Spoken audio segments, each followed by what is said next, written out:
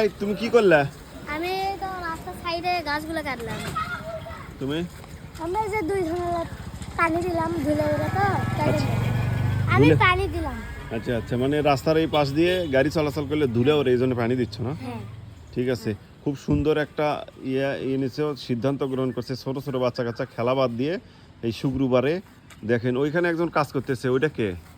ওইটা হচ্ছে আমাদের এলাকার মানে ঝাড়ুদার, তো তে অনেকদিন যাবত এদিকে মানে ময়লা হয়ে আসছিল, তে সেগুলা মানে বললাম যে ভাইয়া তুমি পরিষ্কার করো, আমি কিছু টাকা দেবো নাস্তা করার জন্য।